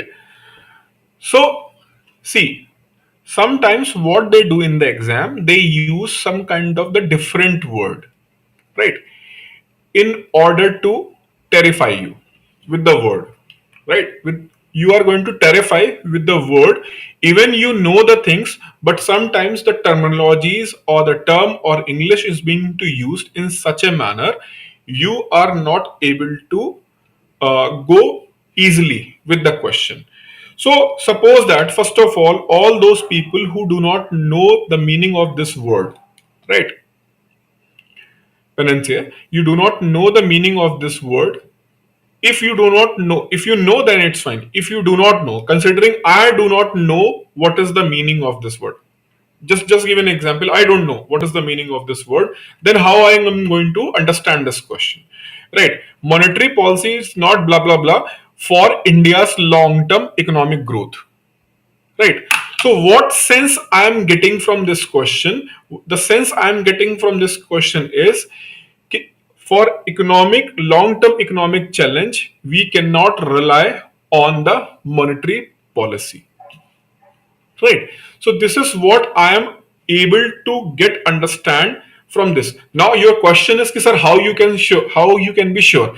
Because I have spent a lot of time on the monetary policy related issues, right? And I also spend a lot of time on what India's economic challenges are. And when I have spent a lot of time while studying monetary policy and long term India's economic challenge, I found that key monetary policy only is not sufficient enough to fulfill all the goals. And even while discussing the monetary policy, I have explained that key monetary policy is going to play only supportive role and it is not a main policy, right? So if I know all these things, I can easily get the idea of what question is actually asking, right? So the very first step to write an answer: read question at least 4 5 times. Then you are going to say that, "Okay, sir, it will take a lot of time." Yes, it will take a lot of time, but I also have a solution for it. You are going to start a write an answer. So you should not worry about initially about the real time performance. You are just starting anything, so you should not worry about anything. And for that, I have one example for you. If I will ask you to read the table of 27, what is 27 1 ja, 27 2 ja, then 3, then 4 multiplied by 4, you are going to take a lot of time. You are going to a lot of time. Okay, maybe you are going to 2 minutes. If you are very having the very good calculation, you are going to take 1 minute or 1.5 minutes. So just consider it A and B. So A is going to take, suppose that, 2.5 minutes, right? 2.5 minutes, and B is good in calculation, not very good, but he is good in calculation, so he did in 1.5 minutes, right? 1.5 minutes he did that thing. But you know that, suppose that you are a B, right? And I am A. You are B and I am A. So I feel little bit what? I feel little bit, yeah, my performance is not good. But then I realize what is it? It is a kind of thing, if I will do the multiple practice, I can also master it. So what I am going to do is I will do the multiple practice. Even if you are going to do the multiple practice for 1 week continuously, you are reading this table twice in a day, then I mean twice in the morning, twice in the afternoon, twice in the evening, and before going to sleep, and then early morning when you woke up, rather than looking at your Instagram, you are going to see this table. Your performance is going to increase. Your performance is going to increase, and you are going to able to do this calculation in the short span of time, right? So the time we are taking to do any work is going to be reduced when we will do the multiple practice. So first of all, here to write an answer, you need not to worry. When you are going to learn how to write, you need not to worry about the time factor initially. Later on, at the later stage, I will discuss the time factor. So first of all, remove the time factor from your mind. What the time I am going to take, it is not necessary to discuss this thing when I am going to start my answer writing. So number one lesson. Lesson number two, as I told you, you should read the question. You should read the question at least 4 to 5 times. When you will read the question 4 to 5 times, what will happen? This is going to help you. This is going to help you to better understand the question, right? And once when you are reading the question, like I have highlighted few things here, I have highlighted few things here, you can do the same thing. You can also highlight while reading the question or monetary policy. If highlighting option is not available, at least you can read and focus on those things like monetary policy and long term economic challenges. So this question is basically about monetary policy versus long term economic challenges, right? So these two things came in your mind ki these are the two keywords in this question. So every question have their keywords and you must underline that keyword in order to answer that question. So first step, being as a learner, being as a beginner, forget about the time you are going to take to write. Number one. Number two, being as a beginner or even as a kind of moderate performer, or even if you are a good performer, you have did lot of practice. This step you cannot skip. You must read the question at least 4 to 5 times and underline the key part of your question. Underline the key part of your question, and once you will underline the key part of your question, you are able to understand what is the question. Okay, so these two steps is clear.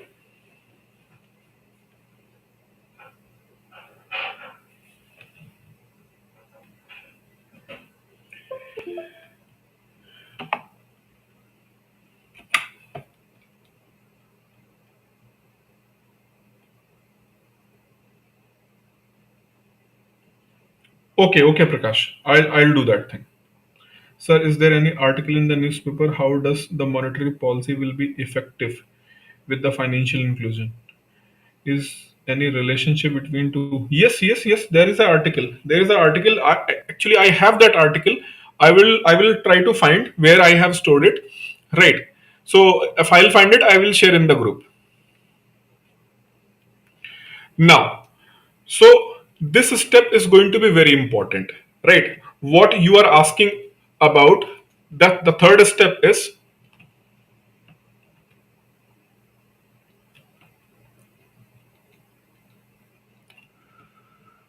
okay, क्या issue हुआ यार?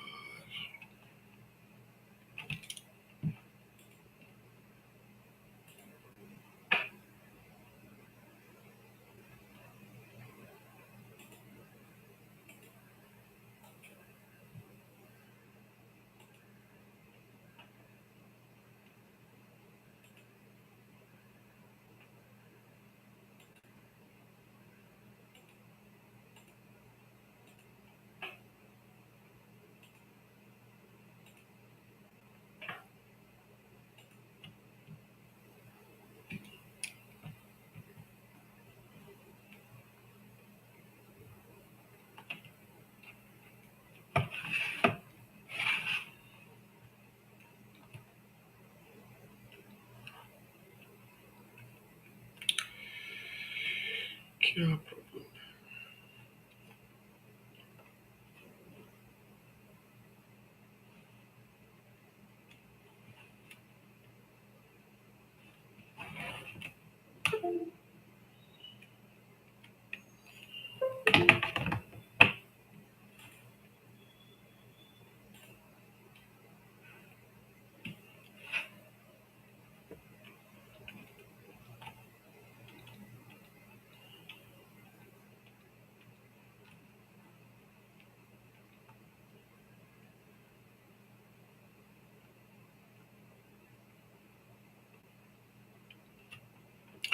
The third step, which is very important, that is structuring of your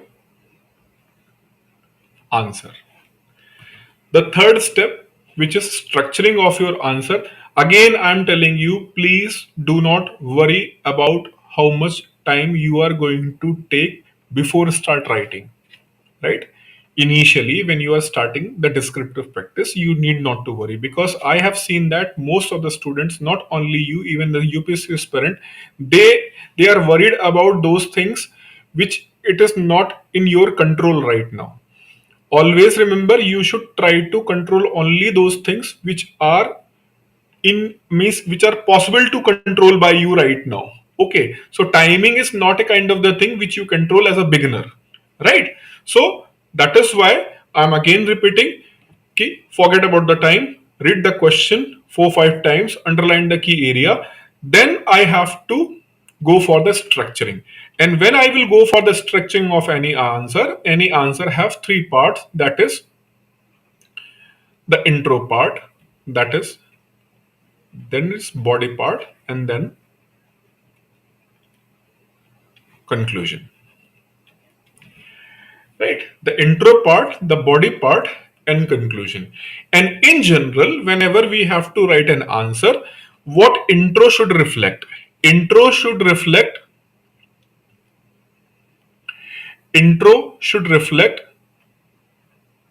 what I am going to write.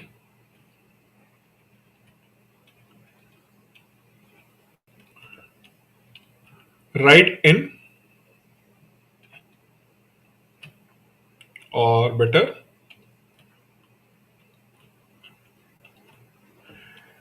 write here what you told in intro. Right, so in introduction, generally we just give the glimpse what we are going to explain. Right, for example, in this question, which is about monetary policies, not blah blah blah, for India's long term economic challenge. Right, so what they want to say, that they want to say that you have to discuss monetary policy is not sufficient to address India's long term economic challenge. Right, so this is the crux of the question. You have to discuss this thing. Sometimes they will ask analyze,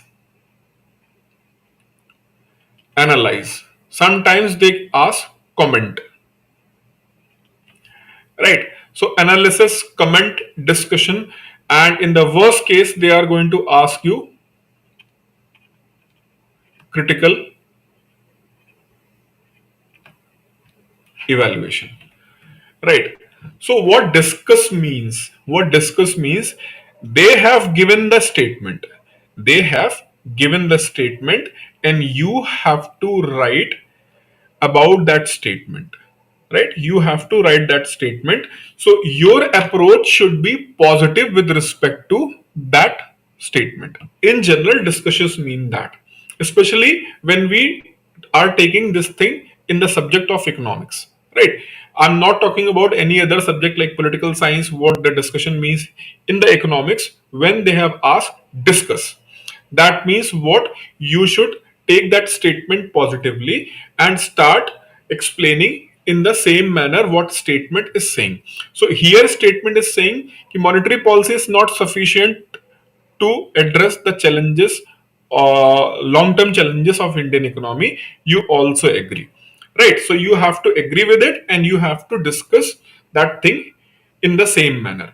However, if you are not agree with that thing, however, if you are not agree with that thing, then first, there are two ways to criticize a person. Right, you can start in the beginning and you can start giving the argument, no no no, this is not right, this is not right, this is not right, this is not right. Another way is that okay, I agree with you on this points. However, if we will agree, then this problem will come. This is why I'm not going to agree with you.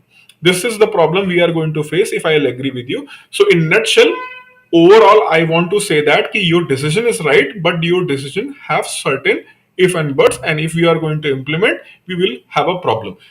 In this question is straightforward, so that's why I cannot go for that thing.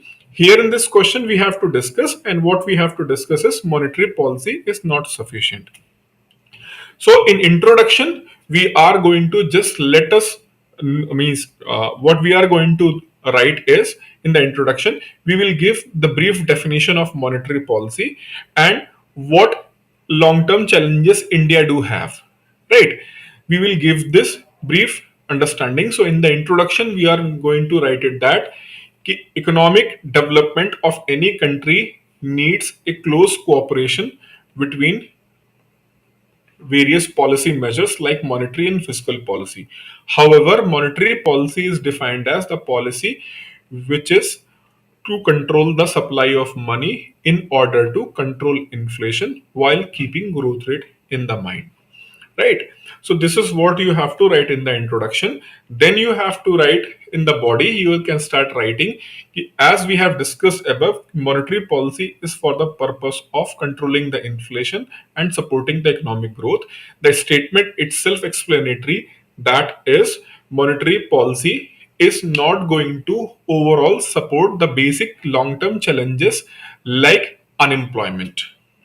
Long-term basic challenges of an economy like infrastructure development, maybe money supply can support.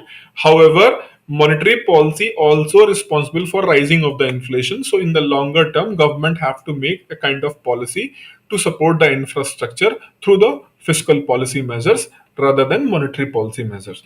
Similarly, the poverty alleviation. The poverty alleviation is a kind of economic challenge faced by the economies all over the world, and here the monetary policy have very limited role to play. Why? Because monetary policy is going to increase the money supply or decrease the money supply, and directly or indirectly it is not going to support the poverty alleviation program of the government, right? Government have to go for it. And in the country like India, where the nature of the economy is highly informal in the nature, even the monetary policy for which it is being formulated, that is money supply, it is not able to implement in the proper way because of the informal nature of the economy. Whereas apart from that, taxation policy of the government, and where government is going to raise the taxes, it is also play a very important role to manage the challenges of an economy. So this is why after having all these discussions, we can say that to address to address the challenges of any economy, right, there should be a better synchronization of various policy measures taken at different level, whether it is monetary policy, fiscal policy, or our foreign exchange policy, right? We have to go for a synchronized and better hand to hand holding kind of the policy making rather than depending on a particular thing. Apart from that, the too much dependency on the monetary policy also going to increase the government debt in the longer term, which is going to be very difficult for the government to fulfill. So with all these things, we can say that monetary policy is a kind of a supportive policy for the country's economic development, but it should not be a kind of policy on which we can stay and we can launch our each and every economic policies or plans to implement in order to address long term challenges. So this is the structuring of your answer. So last few lines which I have mentioned you are going to write in the conclusion. So in the introduction, we will give a kind of brief definition kind of the thing. If you have a definition related to monetary policy, means whatever the keyword is, if is having a definition, you can give the definition of both things. Then in the body, you have to explain. If you want to explain the points, it is best thing if you want to give the reasons why monetary policy is not able to address the long term challenges. You can write in the points, and after writing those points, you can write a short conclusion. Okay, so this is the way how to address this kind of the question.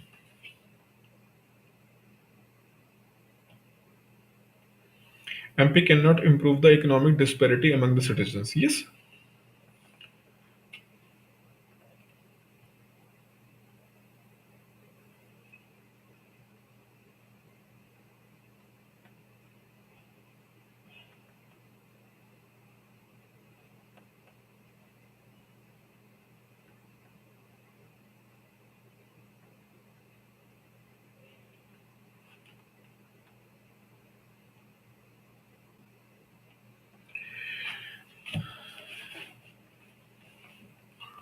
Okay.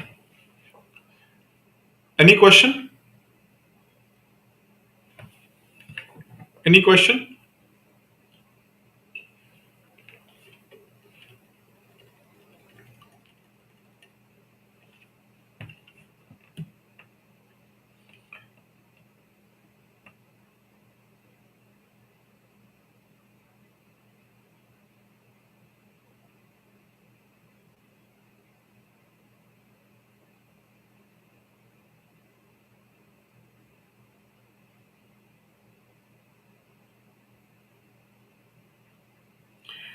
See, if the question is asking for your opinion, right?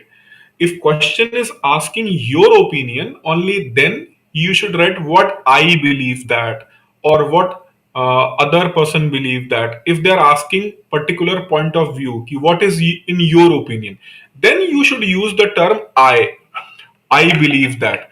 Otherwise, you should be like, see, when I was answering, I have used this word. No, I didn't use this word. I have just given a kind of discussion, kind of the thing. Ki these are the things, these are the things, these are the things.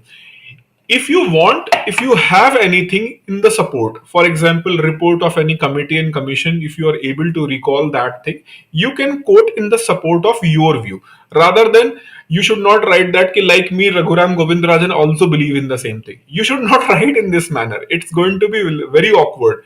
Ki, like you are not like Raghuram Govindrajan, right? Maybe is whatever. Raghuram Govindrajan is not comparable with you because you have a distinct identity. He has a distinct identity. So it's not like that. But yes, if you want to support any kind of your statement, and for that you have something, you can mention there. You can mention there. It is having a good impact. But sometimes what happened? It's like a presentation of a food. Okay, it's like a presentation of food. So sometimes what happened, the food is looking very good in the presentation, right? But when you have take a kind of छोटा सा आपने खाया, फिर आप then you are going to say that तौबा तौबा पूरा mood खराब कर दिया. ठीक है, that kind of statement should not come. So decoration is good, but the content is also should be there. So you have quoted 8 to 10 people according to him, according to him, according to him, according. अरे भाई, why according to him, according to him, according to him? You don't know anything. You are not having any analytical power. So something you should write on your own. Then in the support you can mention any report or any prominent person's statement. You can mention there. That is fine.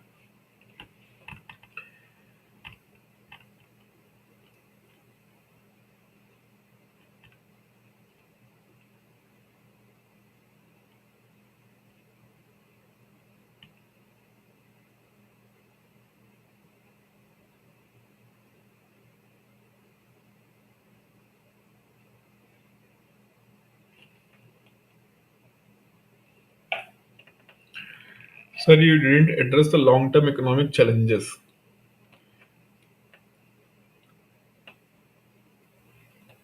अरे माही भैया बोला तो हमने.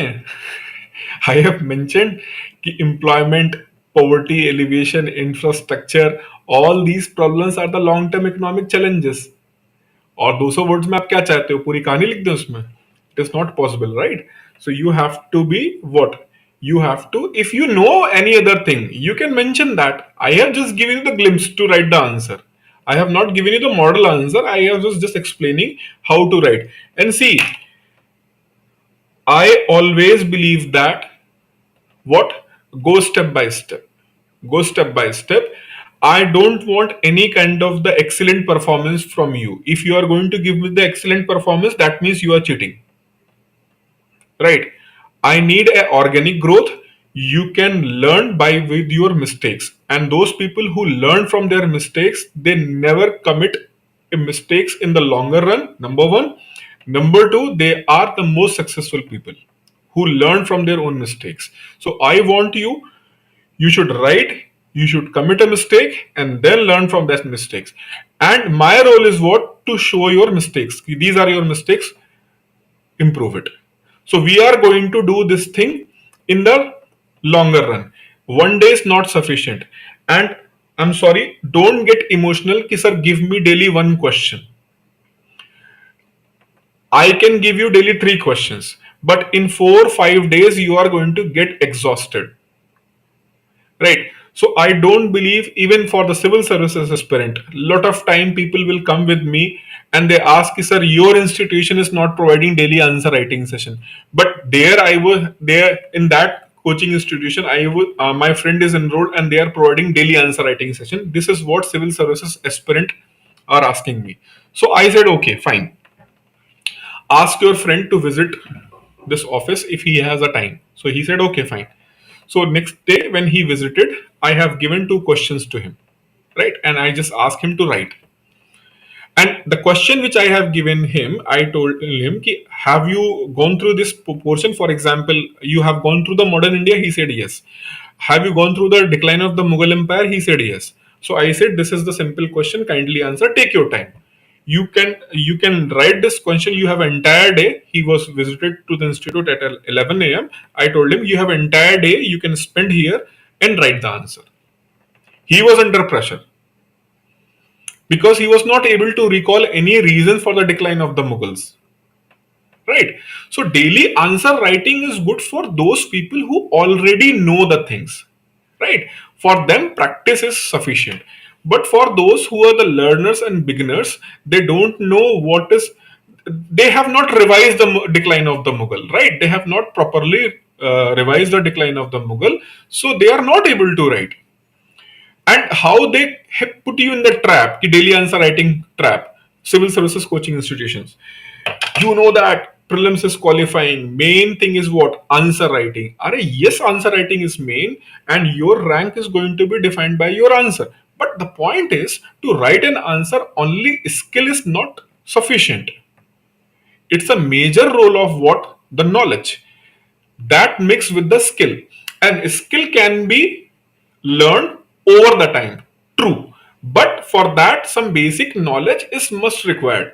So answer writing kind of the thing for the civil services aspirant is good only when they have went through the pillar subjects like history, geography, polity, and economy. If you went through those subjects, even half of the syllabus you have done, then you can start writing an answer.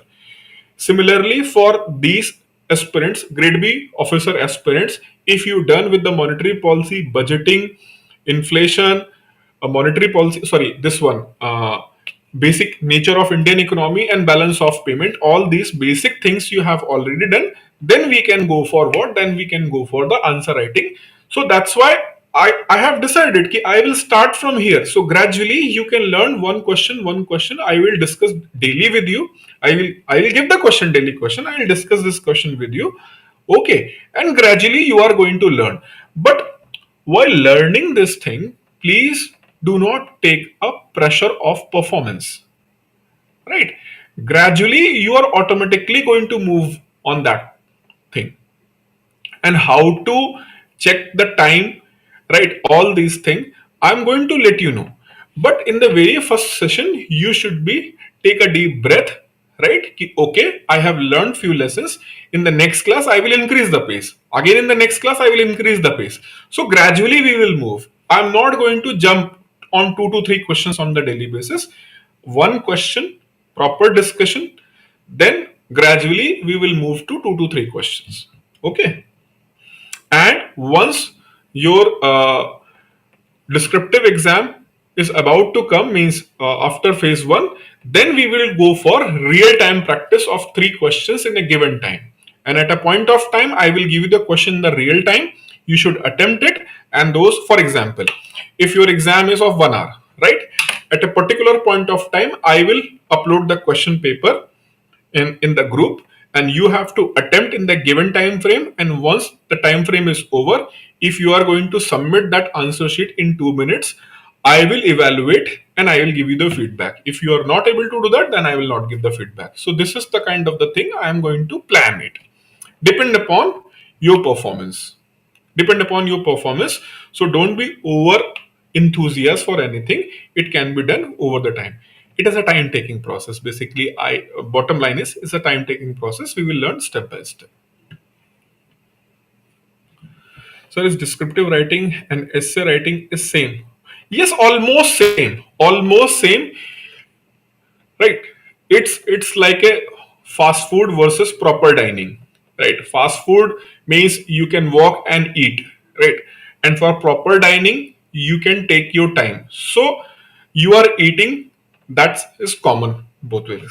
But when you are writing an essay, you can exaggerate the things. For example, if it is an essay, introduction should be like same, but in the body you have to first say the economic challenges, as well as you also have to write in length about the monetary policy limitations. The limitations of monetary policy, you have to increase the length of the assessment or what you are writing. So it is almost same, but essay need more crafting. Essay writing need more skill. Means when you have to exaggerate the things, right? Then you should be more skilled. So writing in descriptive is an initial stage. Then writing an essay is the next step. Okay. Sir, please do the call things one on one when you will get. Yes, yes, I will definitely do that thing. I told you, na. Just drop your ping me there. I will do that thing.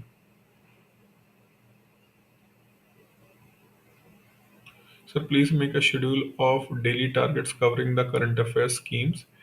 Current affairs thing, not just read the newspaper. On Sunday, I'm going to take the session 10 to 12. 10 to 12, and I will cover the entire current affairs of a particular week.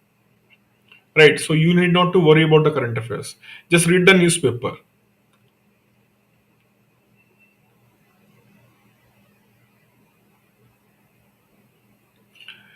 Arey bhai, I am not able to find the Telegram ID. When I am going to my Telegram, what is happening? Telegram is showing me in the settings. In the settings, what I am able to see that my name, and below that it is written there. You are online. Yes, I am online. Just give me a minute.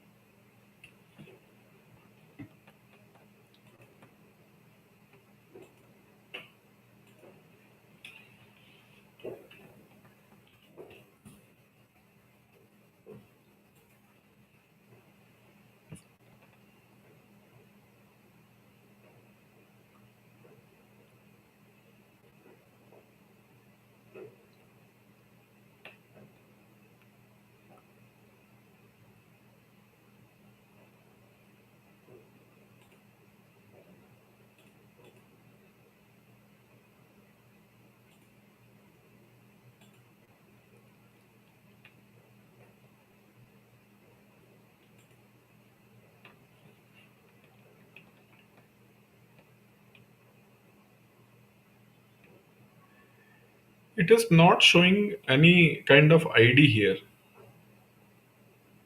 What it is showing to me is,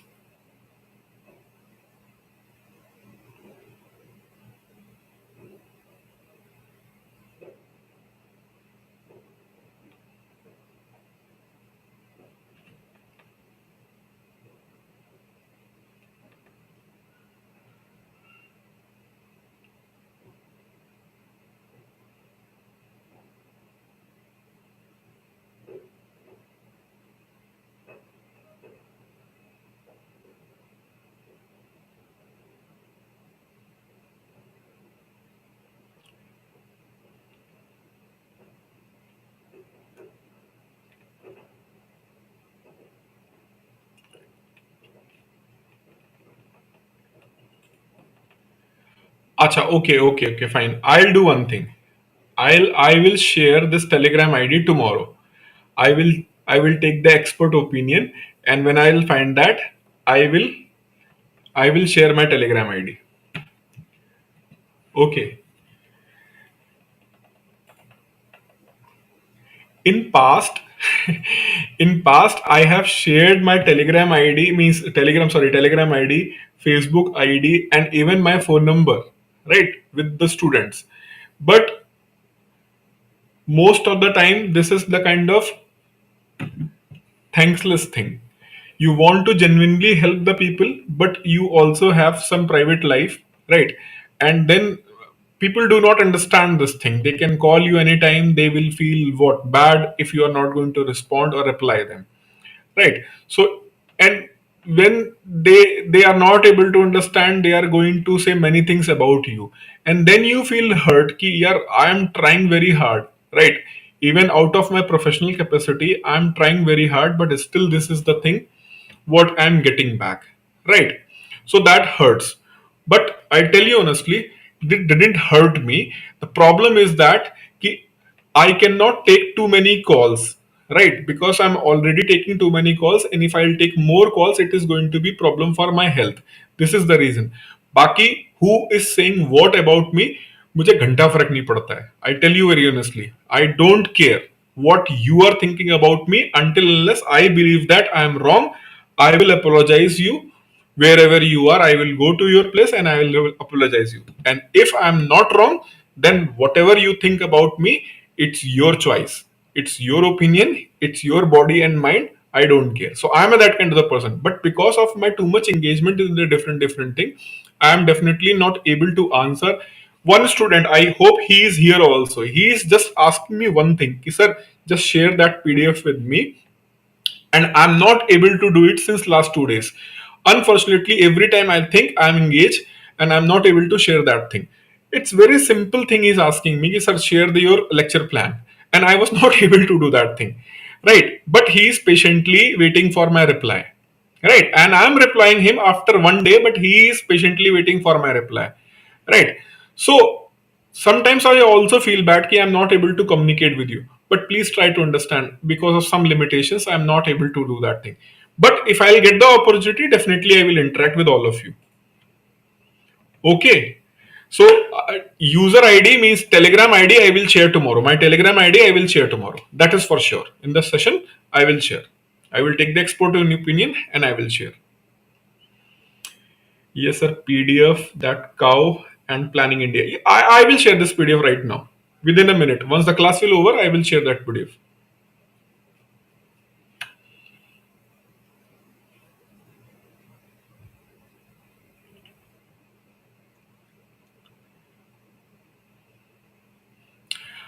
अरे for Telegram ID, I'm telling you, okay, in the Modi ji's way, भाई और बहनों, कल रात के 8 बजे जब हमारा क्लास शुरू होगा, तो सबसे पहले हम टेलीग्राम आईडी शेयर करेंगे.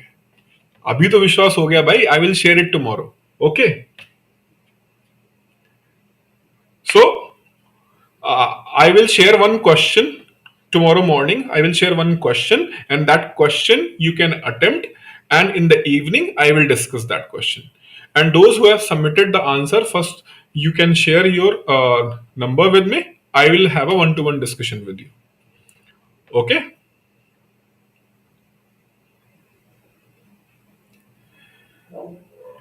तो आज की सभा समाप्त करने का समय हो गया है. This is time to call for the today's session.